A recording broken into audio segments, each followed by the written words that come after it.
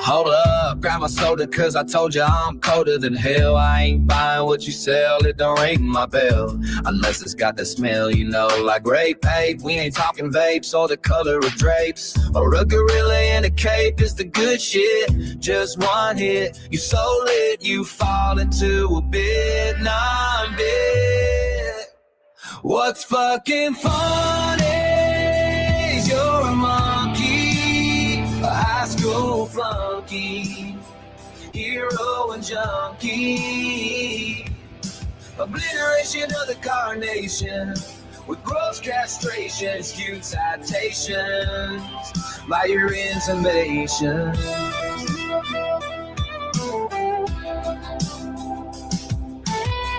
Get real, young man, there's only one stand. You can't stand a suntan, how you gonna live on the land? Obliteration of the carnation with gross castration in skewed citations by your intimations. I'm a truth in rotation, you're a cheap imitation.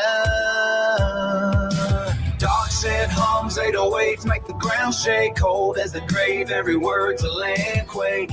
You're a flicker in a cipher, I'm the flame that won't fade. Step into the night where the shadows are made. What's fucking funny is you're a monkey, a high school flunky, hero and junkie. I'm gonna click another hit of this good shit, and I'm already it, so take over, it's been non-bit.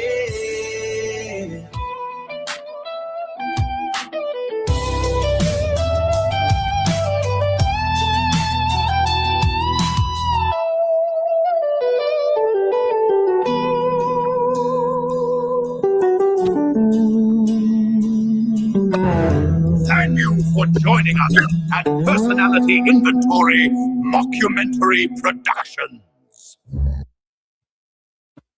And greetings, everybody. Keith here. Hoping everybody's having a good day, enjoying life, living life, loving life. Got our first little show here on Heckle-Bus Rides relative to the new program. Welcome to the Short Bus Podcast TV. New debate platform. And one of the first topics I want to discuss is a paradigm shift that I've noticed in this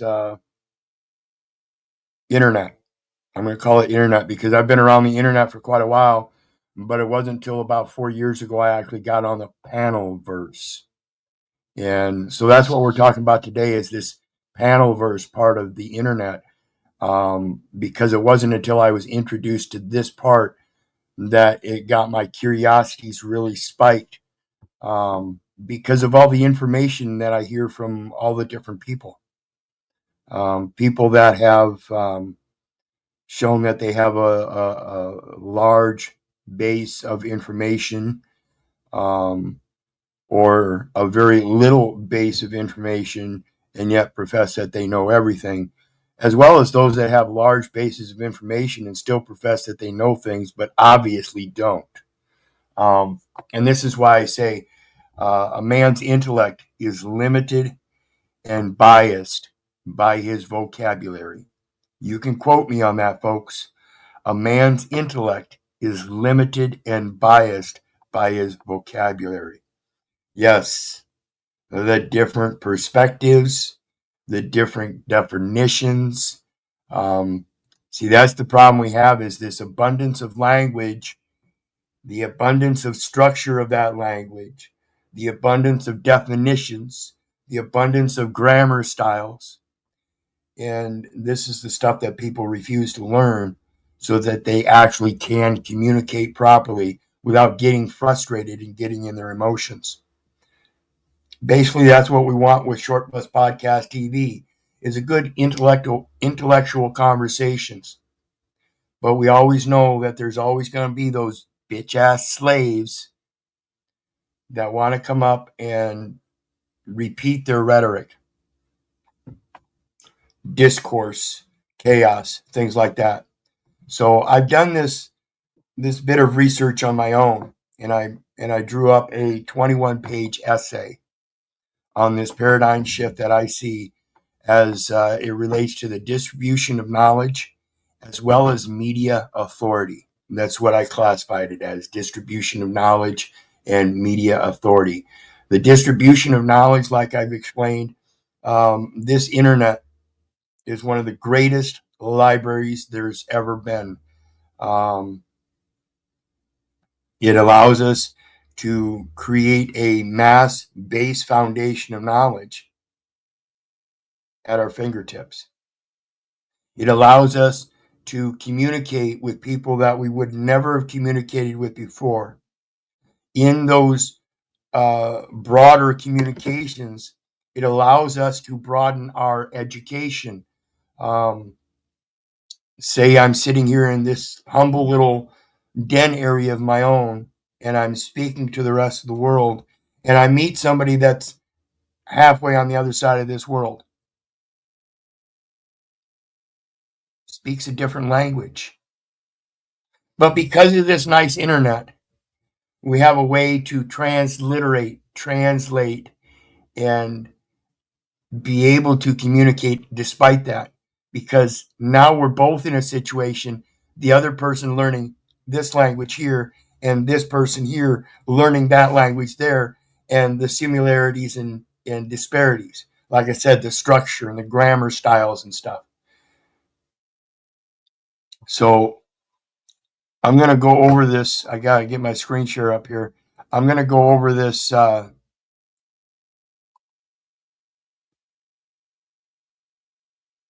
essay.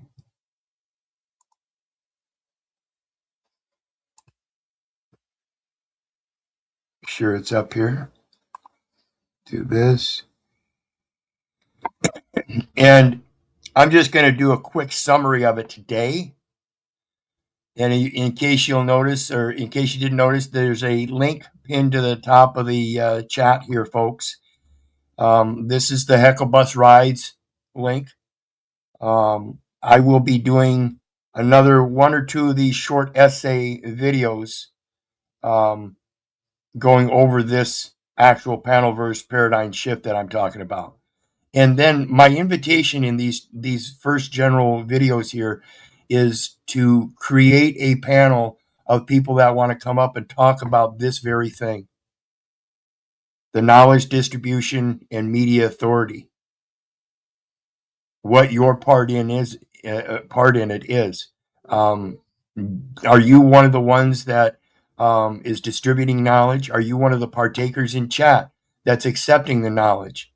Or are you one of the ones that wants to come in, create discord and chaos and disturb it all and distract from the true knowledge? And then, of course, the media authority. Who's going to have authority? In my mindset, the thing of authority is the truth. And anybody that grasps that truth has some level of authority according to the level of truth. And this is just like the Christian theological concept of providence of grace. This is as long as I can comprehend what I'm getting out of this, that empowers me. If I get involved in this stuff, and I've said this several times as well, this is an input system. So if I'm putting shit in, I'm going to get shit back. Okay? But if I'm truly using this as a knowledge base and an authoritative base for truth by seeking truthful knowledge, and that's what I'm projecting as well from my observances. I'm projecting the truth that I see rather than all of the negative. See, that's one of the things we get in here in this metaverse is we have a lot of people that complain. They're victimizing and they need validation to help that victimhood. I listened to a guy yesterday on Jack's panel talking about boredom. And I think somebody mentioned, I think it was Paul, mentioned that maybe it wasn't boredom, but actually not having full realization or full contentment and fulfillment or something, full expectations. And we gave him several offers of solutions, and every answer was immediately, without hesitation, rejected. That's somebody that's seeking that validation. Okay, they're seeking that front stage attention and seeking that validation. So the first thing I have up here is the thing about democratization of discourse. Like I said, we have a system now at our hands, this internet, this World Wide Web, that has a broader base of knowledge and authority from other sources. And so when we get accustomed to that and we recognize that, we see that it's just a broader democratization of discourse, of our discussions. And this is what I welcome. It says, what distinguishes the panelverse from traditional media is not merely its format or platform, but the fundamental restructuring of authority and expertise it represents. See, in this metaverse, we now have at our hands the very digital tool to not being required to be a professor or a teacher or even a student in an indoctrination center. We have all of the information at our fingertip, and we can point to the source. That's the primary element that I'm wanting to bring to this panelverse through this particular debate panel. If you're going to come up and have a proper discourse, in other words, use diplomacy and etiquette, then bring your sources. Don't bring your victimization and your crying and your ad homs and projections and straw mans. Bring actual support. That's what's going to help extend this distribution of knowledge base and attract more people, viewers, to a greater media authority. See, we don't have to listen to NBC and ABC and CBS anymore. Back when I was a kid, that was your three choices. Now we have MSNBC and MSN and all these other CNN and TNN and FUCK and, OFF. That's basically what we're talking about. It's not a matter of the name anymore. It's a matter of the source. And Bad Barney No Bullet says, listen, discern, fact check them. I make a decision to use it or file 13. Correct. File 13 being the trash can. Appreciate it, brother. So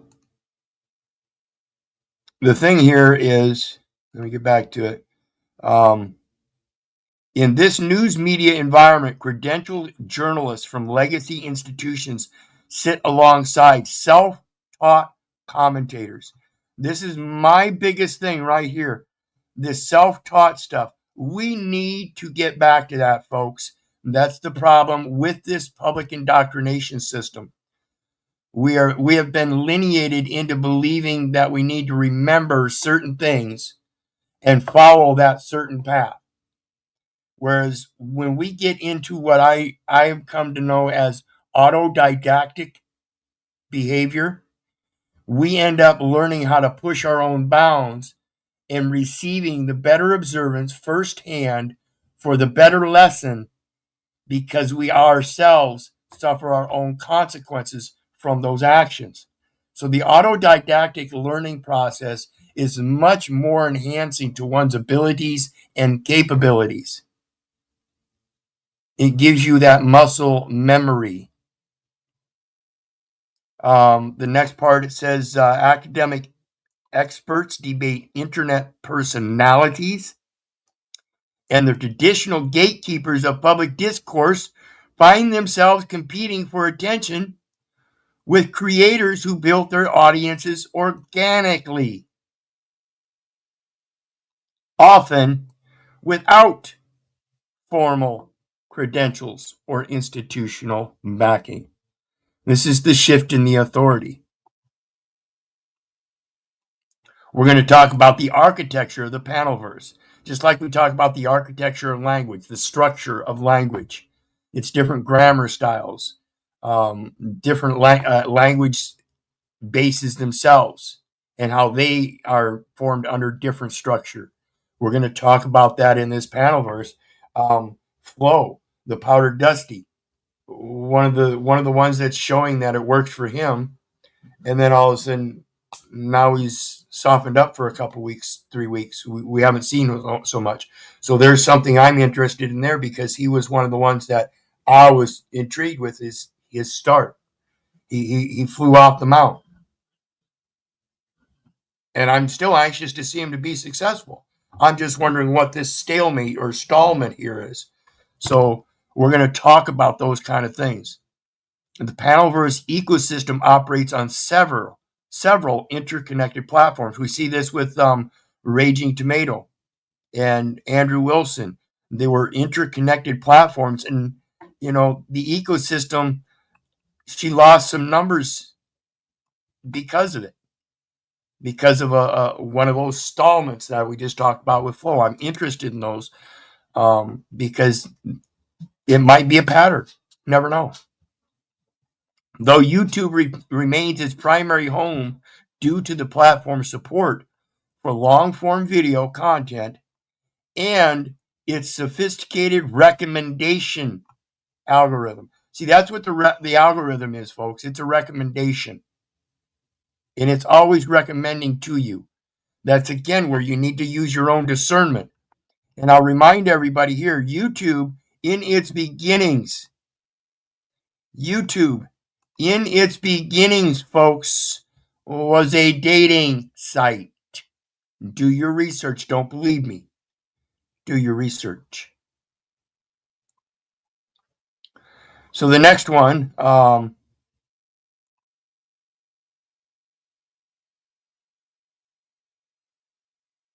the production values of Panelverse content range dramatically. Okay, you folks know I am currently not monetized. If there's going to be any monetization, it will be here on Short Bus Podcast TV. And that's where you're going to be participants as chatters, donors, people that have a real interest in the platform. This is the part that's going to tell me whether this platform is going to be successful, because the contributions would be from an audience that wants the intellect and wants to push out the drama.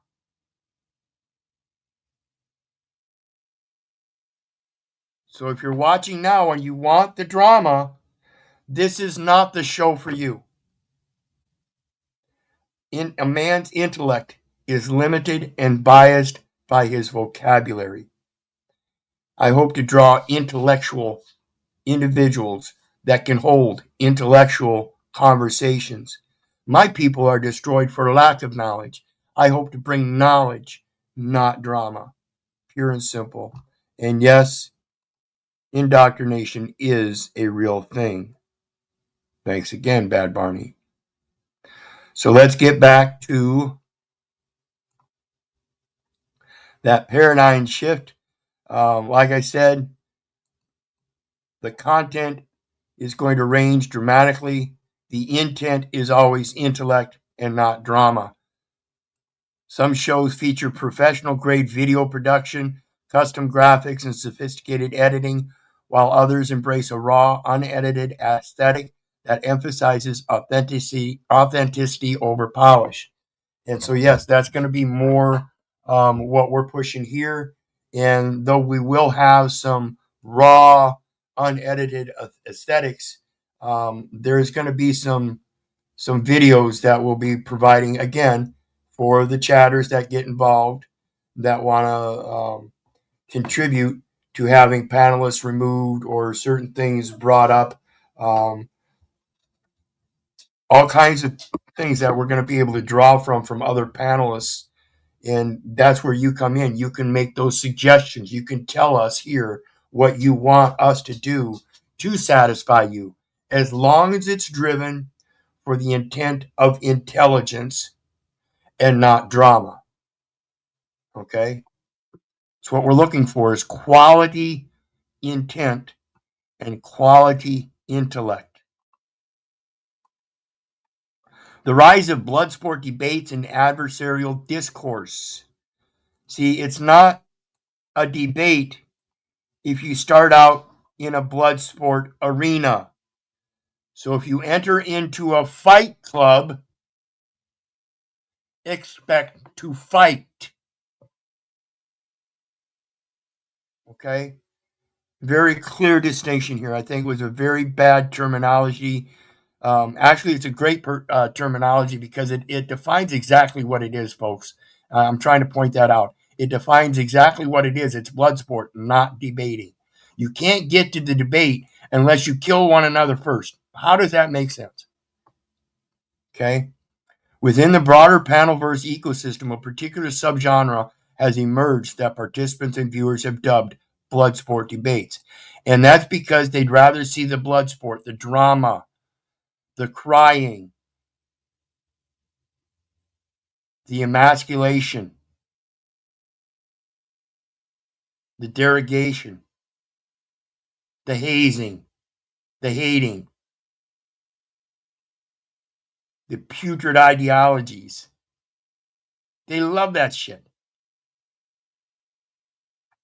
This term, initially used somewhat ironically, has become the accepted designation for highly adversarial confrontational debate formats where participants engage in intense intellectual combat. And I call it intellectual combat because it is using a level of intellect one way or another. Now, if your level of intellect is limited by your emotions, then that's what I suggest you work on. That's my whole intent here. If your level of intellect starts out with emotions, I urge you to work on your emotions because maybe that's your problem.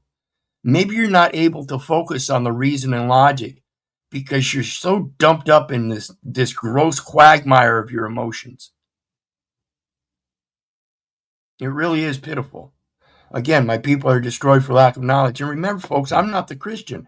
I'm just reissuing what you should have already known.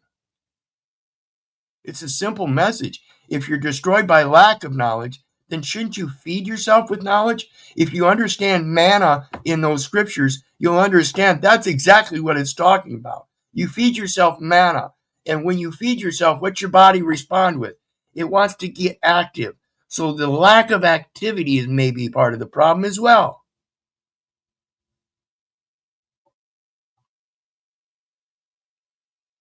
Yes, Ishmael, appreciate it. Hit that thumbs up on the way in or on the way out. Appreciate it. So let's get on to the next part.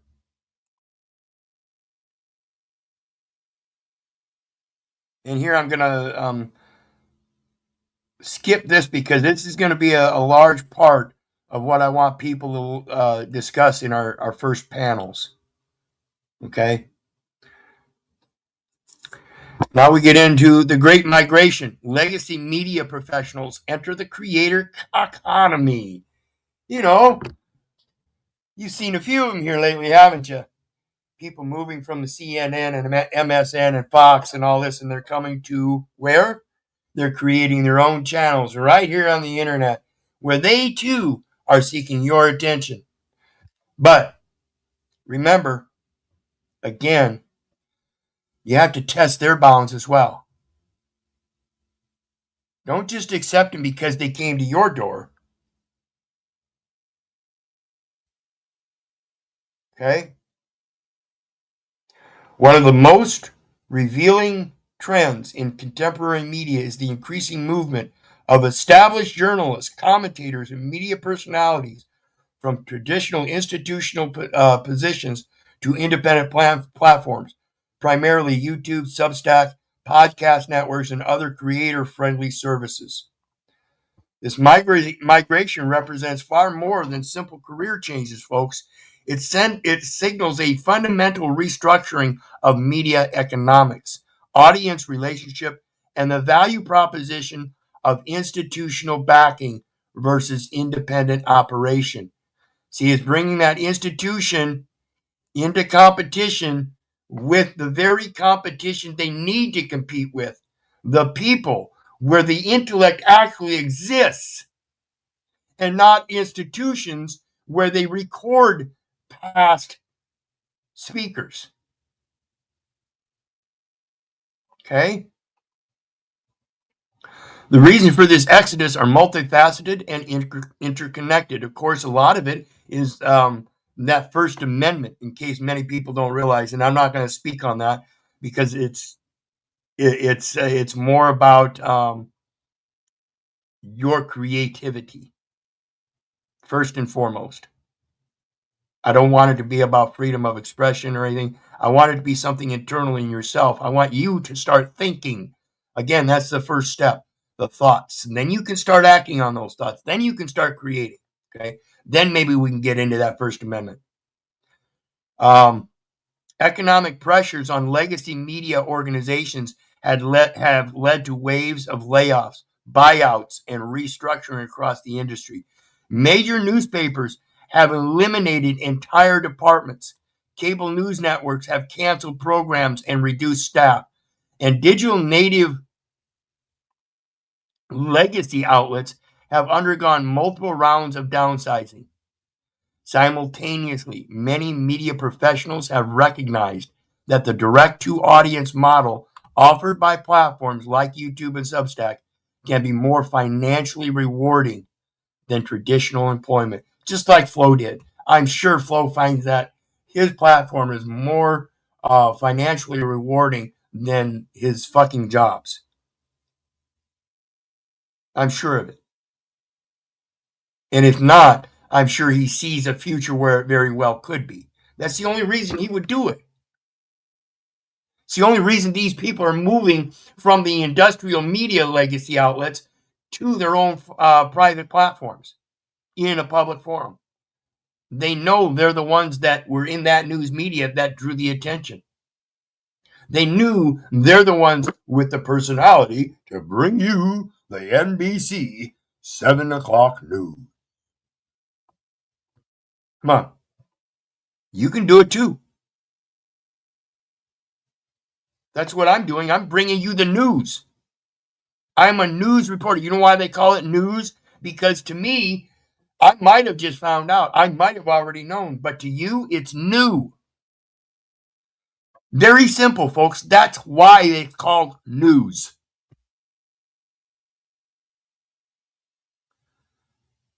The migration pattern typically follows several models. Some departing media figures launch out independent channels or podcasts while maintaining freelance relationships with traditional outlets, creating a hybrid model that leverages both platforms. Others make clean breaks, building entirely independent operations supported through subscriber revenue, sponsorships, and platform monetization. Still others join new media organizations, digital native outlets that combine professional journalistic standards with creator-friendly formats and distribution strategies. And that's what we're hoping to do here, folks. We're hoping to bring a platform that should be native. It should be foundational in all of us. We should all be seeking knowledge. But here on this metaverse, it seems an awful lot like people are seeking a lot of drama. So we're hoping we can kind of draw from that, merge the two to get rid of the drama. You know, having the competitive marketing things here. What was it? Sponsorships and subscriber revenue and various different monetization systems.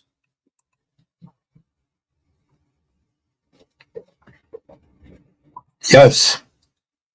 2 packs of sugar says sound understanding is your flashlight. Absolutely. So let's get back to it. Still got quite a bit to go through here. So anyway, the next part is democratization of expertise, credentials versus competence.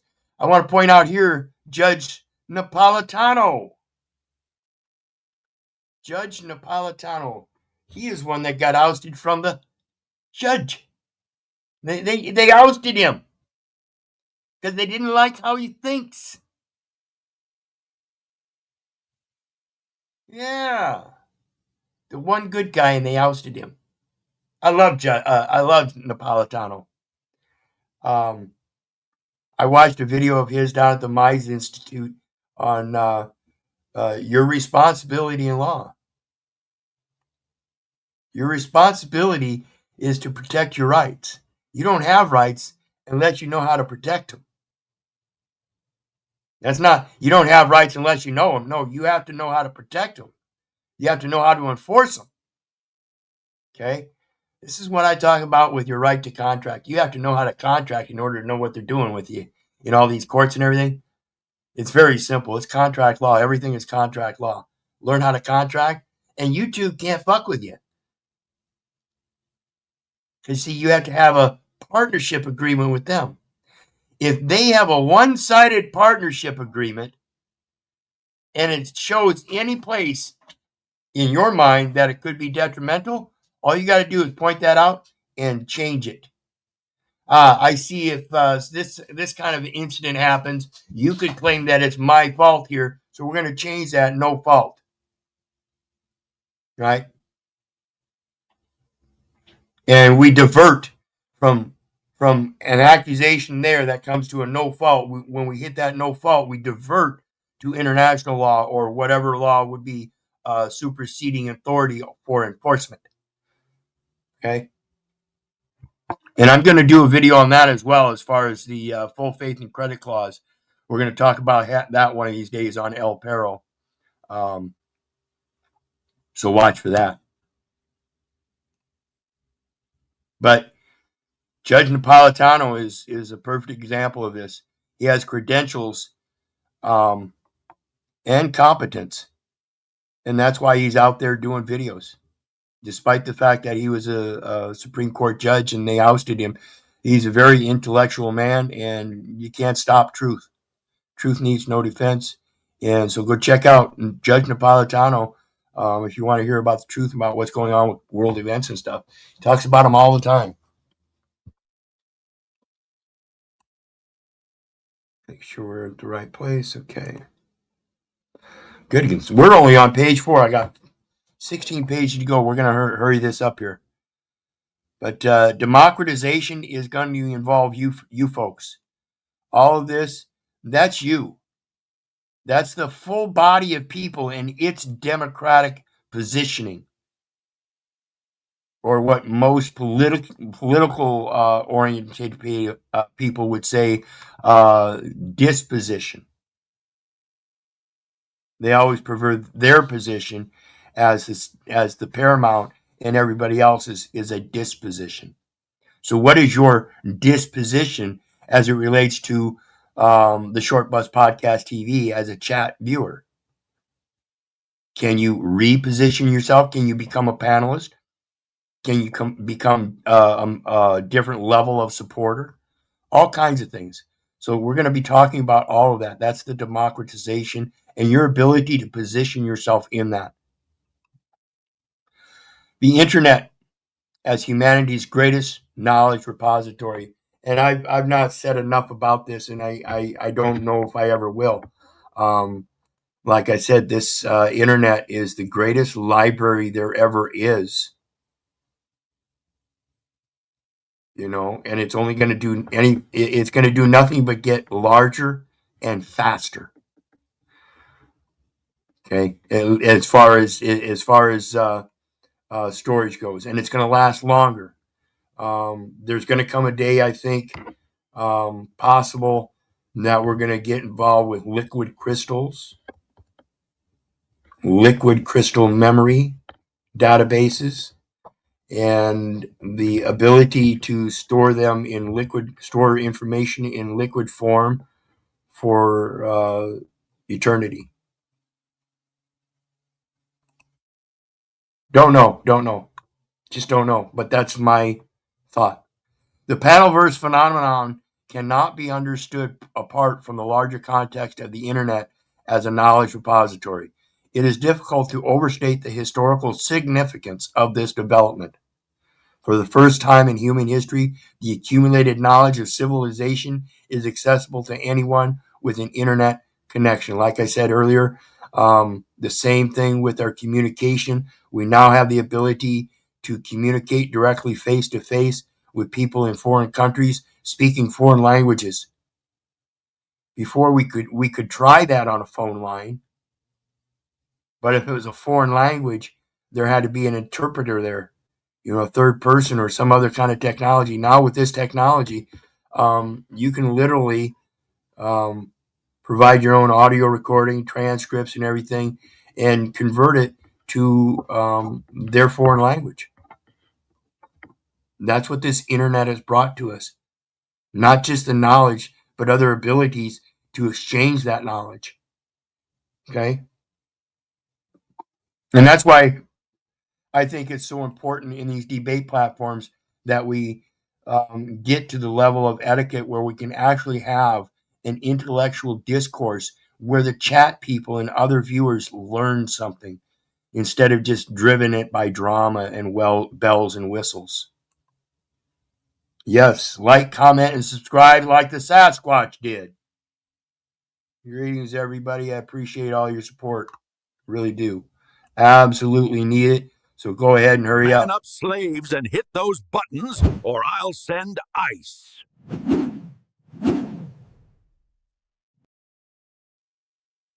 All right, back to it. Economic models. How the panelverse sustains itself.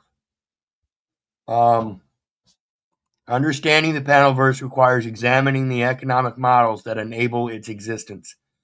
Unlike traditional media, which relies primarily on advertising revenue or subscriber fees mediated through institutions, the creator economy operates on diverse, often combined revenue streams that create more direct relationships between creators and audiences. And I want to maintain that with this platform. Again, I want the chatters and viewers to have an input. I want it to be your platform. I want it to be a welcoming stage for as you're up and coming in intellect, as you learn more and more, you prove progressively that you become a better viewer, better chatter, and then join us on the panel and learn how to have that conversation openly in front of people. Bring it more into from the contemplation stage into the action stage. Again, this is about using that intellect, not just thinking, but acting. So,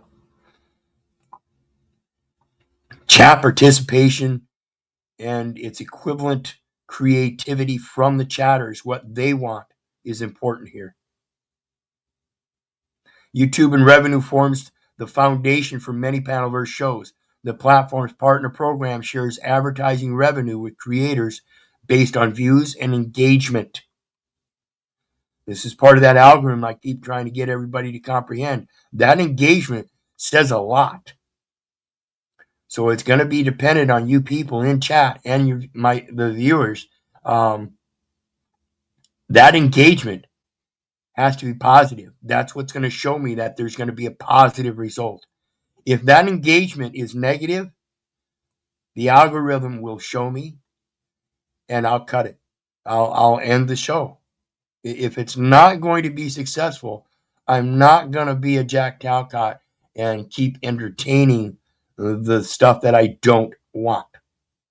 I will try again some other time in a different way, manner, or something, but I will not allow negative engagement to generate the path. There will be negative engagement. I have to accept that, but I will not allow it to generate the path of the show. It has to be a positive engagement so we have positive results. That's my positive intent, that the positive content have a positive result. And that is for you, not me. I already know how to have a discourse.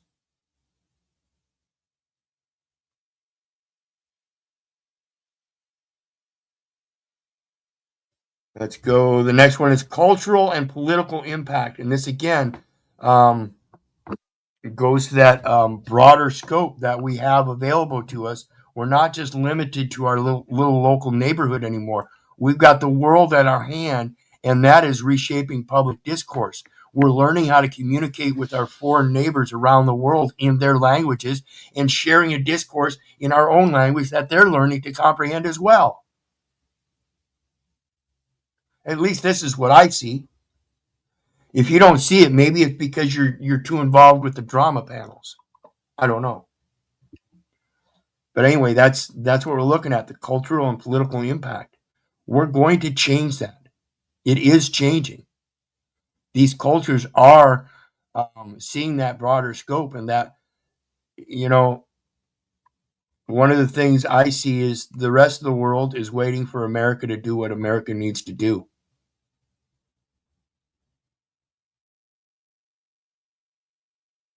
Greetings, Fallen. Well, quit talking and let's get to it and find out. That's what we're working on, Fallen. I've got this 20-page essay I wrote up, and this is what I want my first panel to be on. So I'm going to do a couple intro videos going over the information here, and hopefully we'll be able to develop a panel. So you guys be sure to get over to Heckle Bus Rides, sub up, and drop me a note. Let me know you're interested in the panel. The link is pinned to the top of chat, folks. Just drop a comment on the first introductory video I've already posted. Let me know you're interested in paneling on this. Okay, this essay here. You're interested in the paradigm shift, and you want to be part of it. You want to be one of the distributors of knowledge, and you want to be one of the media authorities doing so. Okay? And I'll be ready to do a panel as soon as I got enough people to drop me a note letting me know they want to be part of this panel. Again, hit that link. It's pinned at the top of the chat. Get over to Hecklebus if you're on El Perro, and drop a note in the first video. Okay, let's get back to it. The next one we're going to discuss is quality control mechanisms. This is the part where it's going to be on you, the chatters and viewers. It's your self-correction in decentralized media. If you want to participate in an intellectual conversation, that is your intent, then there are going to be quality control mechanisms that you'll have at your hand. When there's a panelist that wants to be a crybaby or something, it's not going to be my job. It's going to be the chat's job. You want him removed? Send in a donation requiring to be moved for certain criteria that we will set out. Again, this is part of the chat involvement. I need chatters to tell me what you want for the removal levels. Do we remove him first time? Do we give him a warning with a video that he's being a crybaby? Do we give him a warning with a video that he's straw manning? All kinds of video things and clips that we can put in there with a small donation to say, hey, this panelist is at fault, boom, boom, boom. And they have a mechanism of, if he's 3 strikes, then we put him back. Whatever. Chat has to help determine that. That's what you want. Then you have to tell me what you want. You're the quality control. You're going to self-correct in this decentralized media. You're going to help assert your authority by distributing your knowledge, by letting us know, hey, that guy was just crying, wasn't he not? I think it's worth $5 to give him a warning or something, whatever we end up doing. Up to you guys. Challenges and criticisms. The limitations of democratized discourse. While the panelverse represents significant opportunities for democratized knowledge distribution and public discourse, it also presents genuine challenges and limitations that deserve serious consideration. Critics from various perspectives have identified problems ranging from the quality of information to the economic sustainability of the model to its broader social and political effects. Broader social and political effects. And this is what I'm talking about, folks. You are that broader social and political effect. So you need to be part of that channel of intent so that you can get your desired effect. I'm telling you that now. This will affect you. Your involvement does affect you. Why would you not want that to be a positive effect? If you want a positive effect coming back, put something positive in. It's an input system. Put shit in and you get shit out. I don't want shit. If it ends up being shit, I'm going to quit. I'm done. It's that simple. Give this channel something positive, help it grow, be part of that growth, show that growth by coming from chat to panel, from panel to creating your own channel. It's not, I don't want, just like Paul says, I don't want it to stop here. I don't want you to be my panelist. I want you to go through a phase where you show your growth. And I want this to be the stepping stone. I hope that makes sense. Appreciate it, brother. So, the next one, the convergence, traditional and new media finding common ground. Like I said earlier, there's a certain way for these colleges to indoctrinate people through their support of information that they have on their records. But there's a way to converge, merge with that education by understanding its indoctrination, but also understanding that it's still useful information. Okay, and that itself, from my perspective as autodidactic, I can then now, if I find somebody on this platform that actually is a college professor that professed grammar or English or something, and I show him something that I found out that was very distinctive and recognizable that would help others, that would help in a convergence in this media. Me coming from nowhere, him coming from evidently somewhere. And I'll remind people, a piece of paper on the wall means nothing. Your true intelligence is seen in your behavior. And that's what we're looking at again.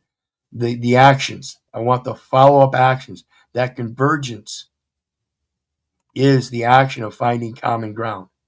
Okay? So we'll be discussing that. And then future trajectories, like I said, being able to discuss things and say, well, we might have a better effect coming out if we do put these two concepts together, right?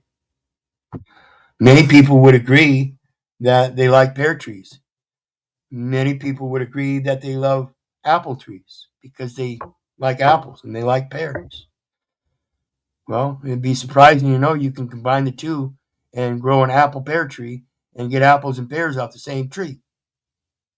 That's what I'm hoping for. Okay? The epistemological revolution, rethinking how we know what we know. How do we know what we know, folks? And that's the imperative of this channel again, is to bring people up that can show us how we know what we know. They can bring us the sources. They can speak on the source or the sources. They can speak on the different grammar styles, the different nuances and this and that.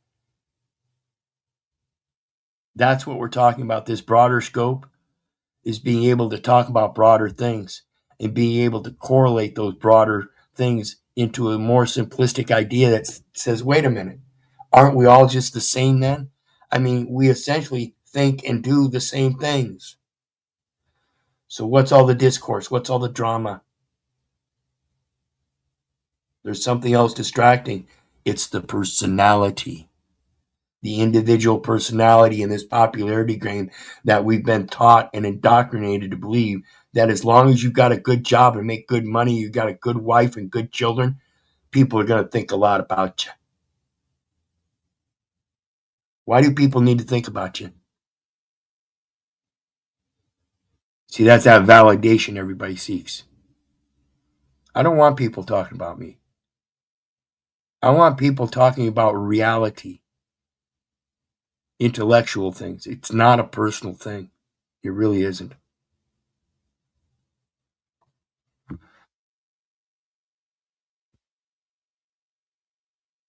Conclusion: the panel verse as historical inflection point. The panel verse phenomenon, viewed in historical perspective, represents far more than a shift in media consumption habits or the emergence of new entertainment formats. And I'm telling you, from a guy that grew up laying in front of a TV and watched it at the end of the day, it says, thanks for watching our programming, and then played the national anthem and then ran off a bunch of rainbow stripes. They got rid of subliminal messaging in that programming, right? So again, this is an input system. If you keep putting shit in, you're going to get shit back. I'm looking for people that want to put in something good so that they can receive something good in return. That means I want to talk about the good things. I want to have good conversations. I want to have conversations about the technology, whether it's being used properly or not, but come up with resolutions for that technology to be used good and holistic remedies for other things that would help prevent the use of that technology if need be. In other words, multiple sources of attaining what we need. We have all kinds of sources, and these technologies are merely resources. So it's in contemplation of having to get back to actual source. You might be. I'm streaming to both El Perro and Hecklebus, and you can.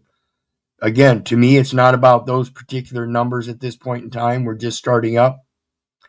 But as time goes on, we'll be switching everything and only broadcasting on short bus, Hecklebus. But this introductory video, I'm over on El Perro as well.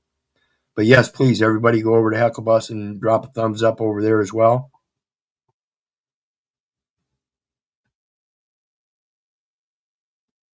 Absolutely. Yeah, and that's it. I should have finished that. It says this question is my something good. Yes, we need good questions too. We need good questions too. So let's finish up here. Make sure here. Yeah, well, I want to reiterate here, it marks a fundamental restructuring of how knowledge is created, validated, and distributed in society. And that's what we're validating is the knowledge. Okay? You're seeking self-validation in your victimhood or something like that, then we don't really want it. We're gonna allow you to come up and play your little game for a while, I guess. But that's again the imperative that the chat makes the decision to have that person removed. Okay? And if I find that the chat's not going to do that and they're not willing to, it's could only be because the chat is full of people that want the drama over the intellect. And in that kind of a situation, like I said, I'll just stop it. I'll just no longer do it. I'll end the podcast, short bus podcast in whole. Come up with a new podcast, a different format. A transformation comparable in significance to the invention of the printing press, the emergence of mass media, or the creation of public education systems. Understanding this phenomenon requires recognizing both its revolutionary potential and its significant limitations. And that's basically what I want to discuss in our first panel. So I will publish this.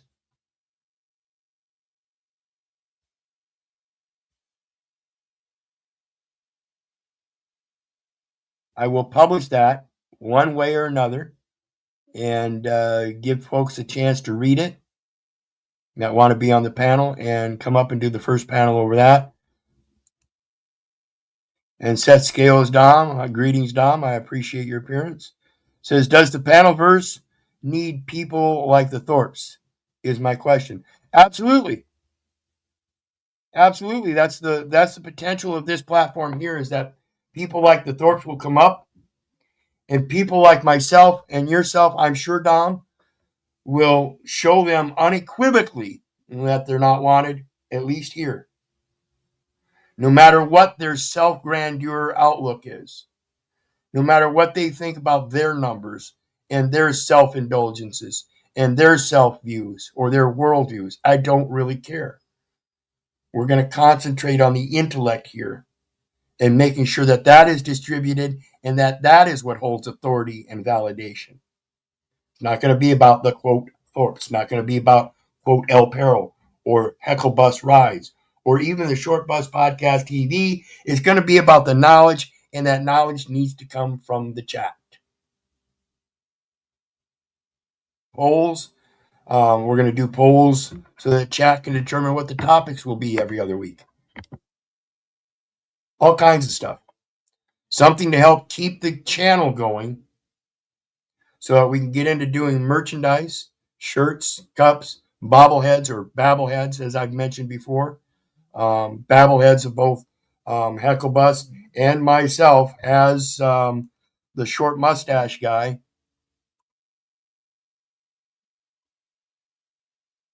There's one for me as the short mustache guy, and there's one for Little Lippy, who is the main character that drives the short bus. You want to ride out the door to the asylum? It's going to be a short trip, short bus, one way. In other words, once you're shipped out the door by the short bus, there's no coming back. You're off to the asylum. Once you get shipped to the asylum, there's no coming back.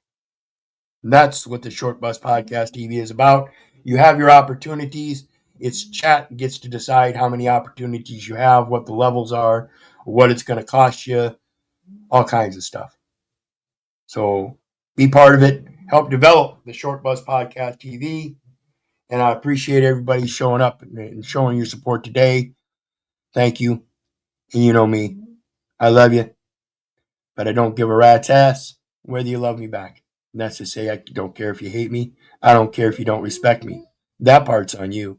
So may your God bless you and have a good day. Bye now.